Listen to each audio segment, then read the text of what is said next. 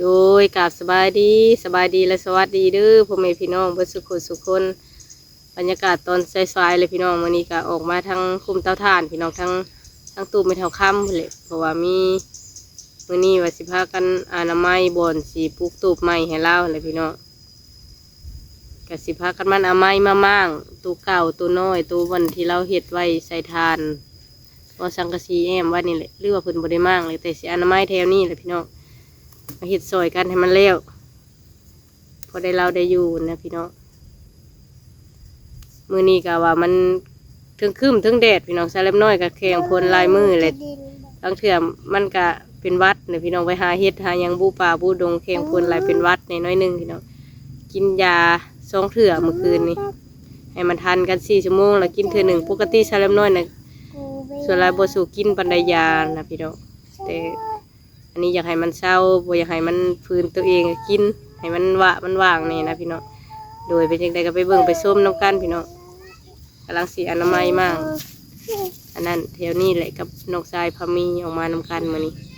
น้องเที่ยวกับบริไปโรงเรียนเพิ่นเป็นไอเลยบ่เอาเพิ่นไปเวลากินข้าวกินน้ำมันคันคอมันไอยันเพิ่นเกรงใจหมู่นำกันอะไรกินนำกันนี่น้องยันอันนั้นก็เลยบ่เอาไปมื้อนี้อยู่เฮือนกินยาโดยไปเบิ่งไปส้มน้ำกันพี่น้องบัดนี้โดยพี่น้องไม่ที่คนมาวานเขากันไปตัดกับสาวซาเนี่ยแล้วก็ปานางกับผัวสาวซา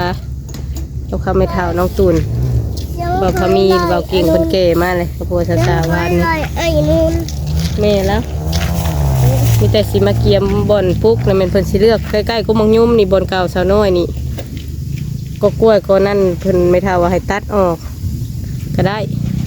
มันกว้างเนี่ยยื่นไปทางนี้ก็กว้างอยู่แต่ขายกงยมไปหาอันตัวนั้นตูบตัวนั้นเป็นบไดมากพี่น้องเอาไว้คือเก่าพี่น้องมันก็กว้างอยู่ได้พี่น้องแต่ขายอันพวกหมักยมพี่แหละหากี้ประมาณ6-7 เมตรพุ่นในความกว้างถ้าเบิ่งใกล้ๆนี่พี่น้อง5 เมตร 6 เมตรพุ่นแหละความห่างของโคของยมหาตูบตัวนี้เลยสิปุ๊กไปทางนั้นตูบนะเลยสิเห็ดกันหนามันมาทางนี้บนโก้เงือบออกทางนี้คือว่าต้องได้ตัดกล้วยแล้วก็ฟันดินแต่นูนนั้นลงไปนี่จังหน่อย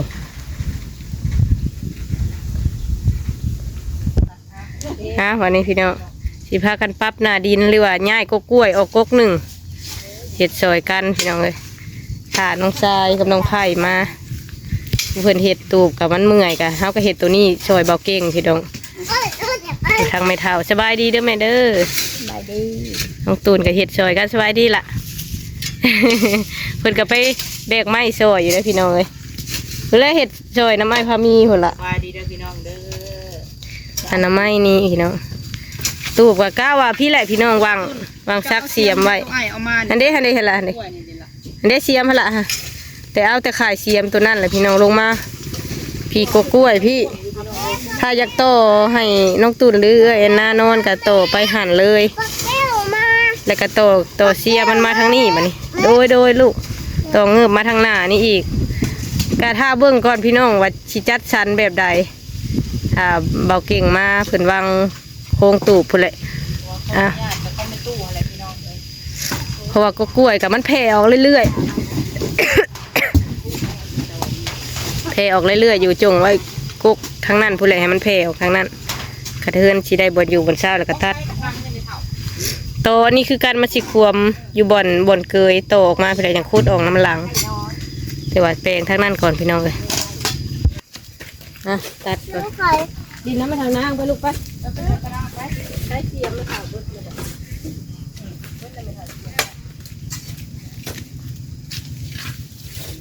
เพราะว่าพื้นที่ฮะกว้างอยู่พี่น้องเลยอันเราพอมีว่าก็เป็นแหลมว่าที่บริมากตัวนี้เราเป็นแหลมเนาะเพราะว่าผู้ใหญ่คนละทานพี่น้องเลยอันนี้หันเป็นทานทางอาจจะมั่มเนาะแต่ว่าพื้นที่เขากว้างเขาก็สิป้าไว้พี่น้องเลยป้าไว้กันแล้วก็ยังได้ใช้ประโยชน์ไว้แต่ไว้อย่างนี้แต่ว่าเขาถ้ากระโตไม่ต้องคุณกับโตครั้งนี้แล้วไม่เท่าเนาะ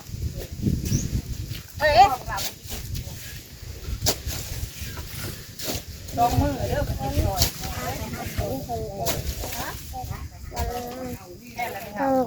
ตามมาลงให้มันสูงทำกัน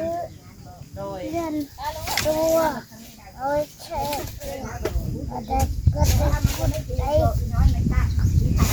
พอสร้างมาที่เลยไปถามมาชมที่เช่คนเล่นบ่มันลุกมาได้แต่นั่นส่วนที่คนไทยรุ่นเราเกิดตัวป้าโบเห็ดกล้องเด้อลูกเด้อโบเห็ดเด้ออย่าไปจับเด้อลูกมันกินแต่เลือดเลยเอาไปเห็ดขนมได้คนแกงใส่ไก่เลย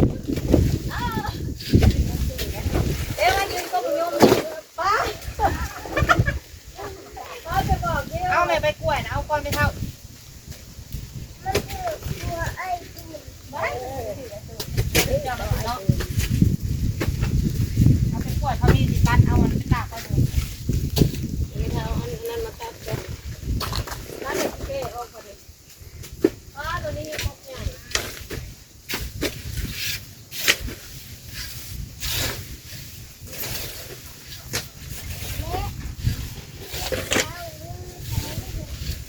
แล้วจะว่างแบบห่วงเถอะแป๊บตัดไปก่อนตัดตุ้มตัดทับเนาะไม่ทำตัดแล้วก่อนพี่น้องใช่ไม่ต้องเอาเลยป้าเลย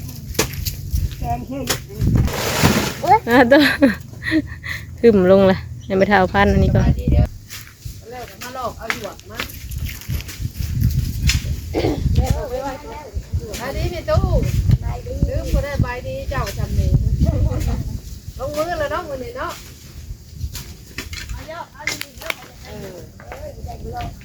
แม่เราไปลงมือคนเด้อแม่มาลงแม่เอาลงเจ้าดีได้ก็เอาลงนี่มาได้กระชามาเที่ยวน้ำนะนี่เพราะเนี่ยกระชามาแล้ว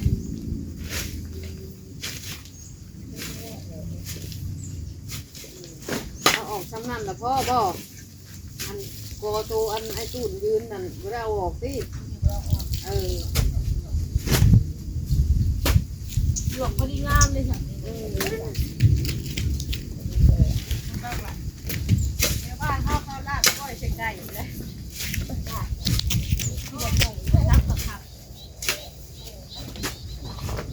เขาจะเอาไปเจ๊เอาแล้วเขาจะไปเผาบัวมันนี่บ่ก็เล่นอันบัวมันมาดีโอ้ยค่ะมันก็บัวซุปเสียนหวานลงมันเรียกบ่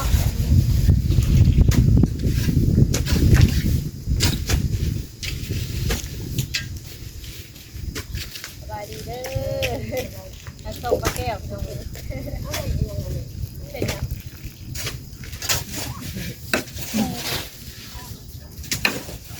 ปากต้มปลาแก้วเด้อไปได้ต้มเจ้านะชอบทำได้อยู่นะโอ้ผ่านอยู่มาเลยไม่กี่มาเลยเพิ่นว่ะเราไปทำโรงเรียนไว้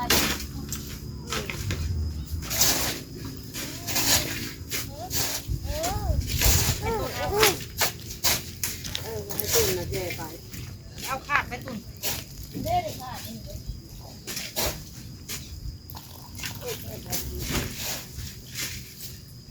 โอ๊ยเกิดไม่ภาพตรงหัวเรียกนุ๊ก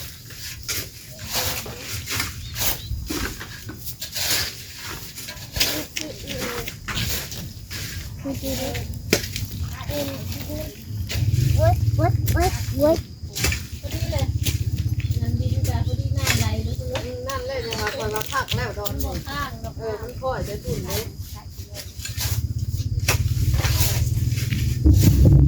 ก็ได้ซ้ำขัดก็ไม่เท่าขัดก็เก่าทำมาเป็นอะไรนู้น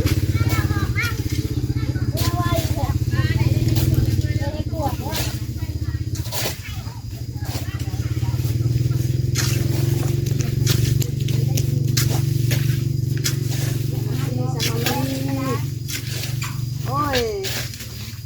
เจ็บช่อยจ้ะมีมือบาดนี่เจ็บช่อยจ้ะมีมือ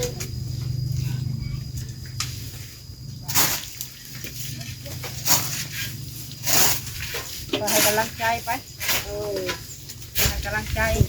ให้กำลังใจเนาะโดยมาถ่ายกำลังใจดีนะแหลมเนาะได้แค่กับพุทธคุณอยู่ว่ามือนี้เนาะได้เลยเอาโค้งห่างคืนครับเนาะยังได้พูดอยู่อันนี้แต่โอ้โหได้คันได้ไปที่ได้พูดทีแล้ว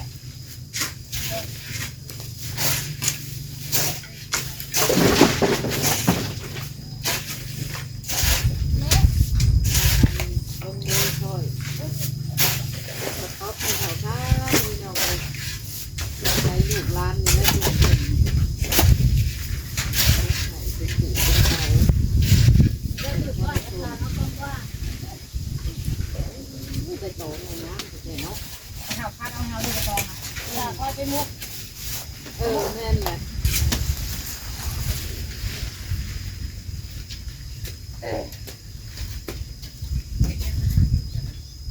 ย่างมือซื้อล้างมือบ่เนี่ยย่างแล้วเราก็รีบไปเบิ่งเอาไม้พี่ลูกไม่ทำไมไปเบิ่งลูกเอาพี่ประหลาดนะฮะขาดอันนี้ได้ปะตากไว้เลยนะนี่เอามาไว้ตากไว้อยู่ที่อื่นดีจังเลยแล้วไหนมุกปลาเลยเนาะว่าลูกเจ้าไม่ได้ใหญ่ที่เนาะเอาโค้งขล่ามน่ะออกวะเอาออกเลยก็หามแกไปมาเลย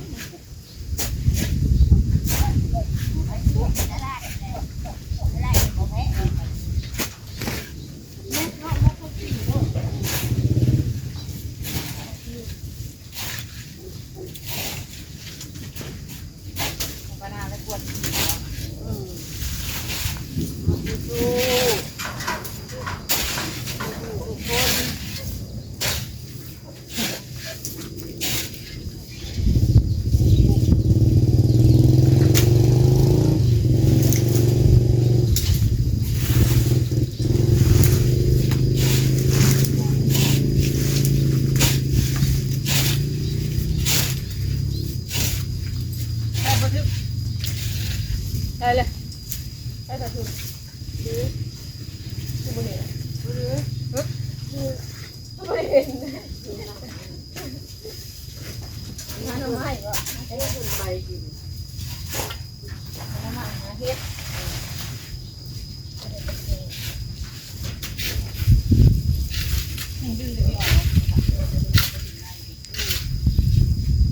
คอยบอกคอยซ้อนเอา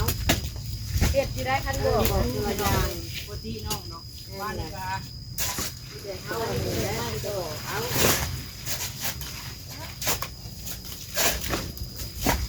ตู้จะคือเอาไว้ทาแยงในมือจังอ่ะเอาไว้ดีกว่าไปแล้วพอเห็นแล้วสอนได้ฮะป่าอันนี้ผมเป็นกินเลยด้วยพี่น้องที่ทานกราบมันที่ทาน เวลาคนตกมันจะทีไรไปพูดเลยเพราะมันต่ำอยู่พูดนะทานน้อยแล้วคือบุญยังตกเลยเห็นมุกไก่รักไข่อันเงาไม่เงาต่ออะไรเลยเบิ่งกล่องเอื่อยก่อนเด้อพี่น้องเด้อกว้างอยู่มุมนี่ว่าดังๆห้องเอาได้เลยพี่น้องเอ้ยมุมนี่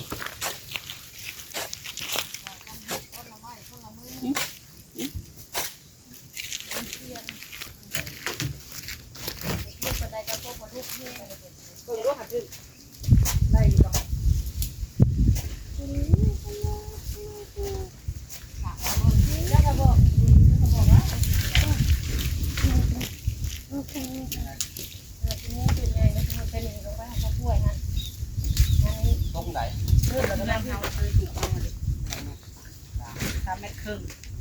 3 เมตร30เอา3 เมตร40จ้ะ3 เมตร40ก็ได้แต่ว่าแผ่นนะมัน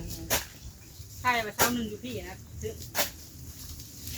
เอาไปพูดแต่เขาก็ต่อเชี่ยไปเห็นปัดทางเนี่ยฮะทางไม่จะต่อคางออกกระทืบนะแบบเขามันจะเอาแบบมุนพ้นหรืออะไรแบบมุนหมดเลยยาวผมจัด3 เมตรครึ่งครับ3 เมตร เจ้าผู้ชายผู้ตุ่มเพื่อนนั่นแหละ ขาเนี่ยสิได้อยู่คันแป้นน่ะสิ เดี๋ยว ได้อยู่ จำคุณพวก เพราะแป้นนะครับหลวงพ่อเขาก็ซื้อมาอีกแป้นน่ะมันได้อยู่ความยาวทำยาวนั่นได้อยู่แล้วก็3 เมตร 40ครับแล้วก็ความกว้างเขาก็เอา3 เมตร 3 เมตร 40 คูณ 3 เมตร มันก็ยาวเนาะ งามมาที่หน้าไปพูดงานพ่นต่างๆเฮ็ดมานี่แหละครับกับกระต่อกระเทิบมันลงมาคือตัวเขาสิเฮ็ดของก่อยอันนี้ได้อยู่ดอกเนาะเป็นผีเนาะตกอยู่ผีบ่ ไปแล้วก็เอาเตียงเอายังใส่เนาะก็ได้นั่งแต่ ไป ไป นั่ง ลิ้นหน้าไม่ทาเปื้อน นี่ เล เขา ย กว้างอยู่พี่น้องเลยก็สั่งมาเมื่อวานนี่17 เพชรแป้นนะ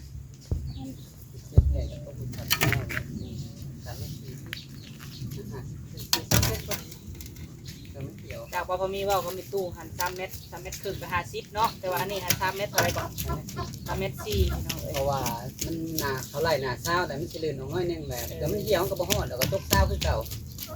มันตกแต่ไม่ใช่มีเก่าเอาหนาเศร้าไปหนาเศร้าใส่เศร้าเศร้าคูณ17 คือบนนอนปอพมีอยู่เพื่อนน่ะนอน2 คนนี่ก็ยังได้พื้นที่กว้างทั้งข้างพี่น้องเนาะ นี่ โอ้อันพวกใหม่เนี่ยบ้อง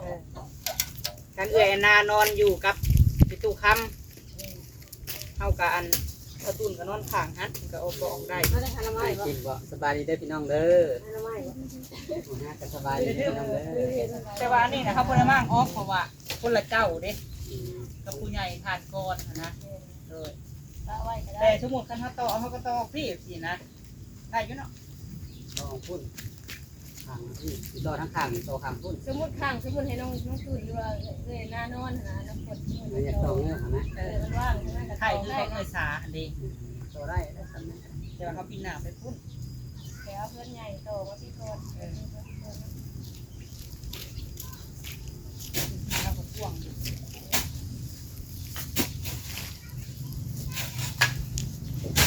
ถูกตัวหน้าไปพุ่น ออกไปใช่เที่ยวหันเลย หน้าพุ่นแล้วหัวแบบคนนอนที่นอนทางใดแต่ มานอนกับปินมานอนหัวมาพี่หัวมาพี่ มันก็บ่ได้แล้วมันเต่าลังกะซีได้แล้วนะมันต้องนอนทำลายลังกะซีนี่นี่คือไม่เท่าแล้วก็นอนไปพุ่นสมมติไม่เท่าจะนอนได้ทางไหน ปีนหัวมาพี่ มันก็แน่นมันก็พอดีลังกะซีแต่ถ้าแบบต้องนอนกินน้ำพี่บ่ด้วยทั้งที่ในทั้งนึงมันจะกินน้ำพี่บ่ได้นะถูกกว่าเอายามาพี่ถูก นี่คุกแบบนี้แหละจริงคุกปีนได้แบบนี้แหละ กินน้ำพี่เอาคือว่าแบบคือว่ามึงเป็นอยู่เรื่องคือว่าทุ่งเหมือนนี่มันทุ่งเหมือนนี่บ่ ส้มเหมือนพี่ยึดแต่เขาต่อเชียร์คือคอยว่าลงเขาจะต้องออกทางหาตัวคอยสั่ง เพิ่งแบบกระโตเรื่องใหญ่เลย กระโตตุ่มใหญ่นี่ ก็ตูมใหญ่กันกระมุ้งแบบนี้แล้วกับพี่แล้วพี่ก็เลยต้องพี่ทางนึงเลยพี่ทางนึงเลยจะต้องโตความหมายเนี่ยทรงนั้นนี่นะปิดไปที่แต่ว่าว่าวนาทั้งที่โอ้ย ส้มแบบนี้ส้มมาเดี๋ยวให้เขากระต่อทางหา เข้าใจเลย แต่นวดพี่พี่ได้ ได้พ่อแล้วก็สบายย่ามาที่ ว่าพิชางง เข้าใจไปคนละเรื่องเลย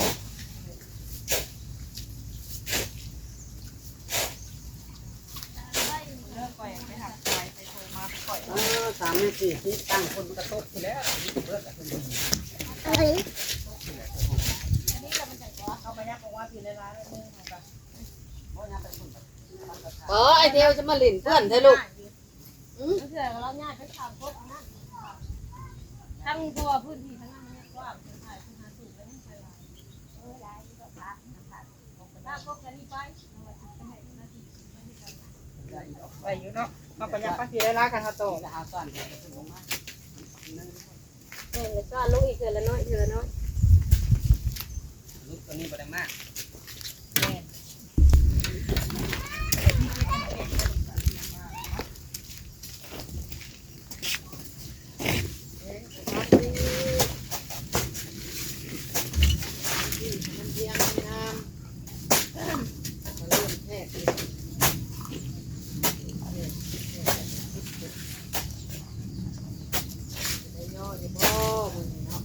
หัวทันดอก ท่านเราเนาะ ม่เกิดอะไร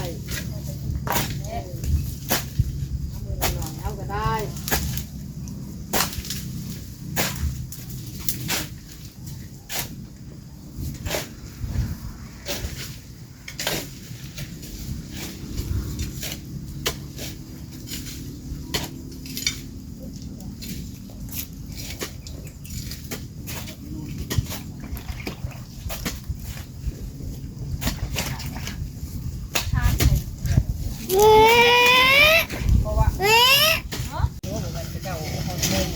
กำลังพากัน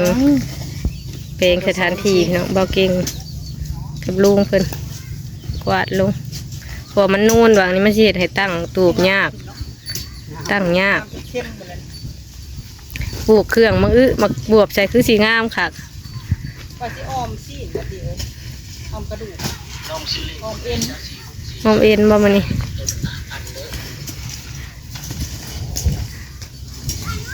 เรียกว่ามีเวียดมีงานจ้ะจะชูเล่มาแล้วค่ะเยอะคือเขาโมย แนวย่างมาไม่เท่าเนาะวานนี่เจ้า น้องตูนเขาแม่ก็กล้วยเพื่อยาเล่าพี่น้องเลยครับภาษาน้องหันเลยช่วยสัมพันธ์เห็ดได้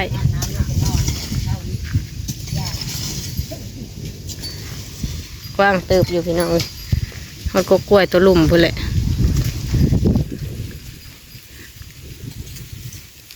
จังใดคลิปนี้สารบน้อยก็สิขอจบคลิปกันเด้อพี่น้องขอบคุณทุกท่านที่มาให้กำลังใจวันนี้ก็พากันมาเห็ดเวียกซอยกันคือเก่าพี่น้องจังใดคลิปนี้ขอลาเลยพี่น้องสบายดีเด้อ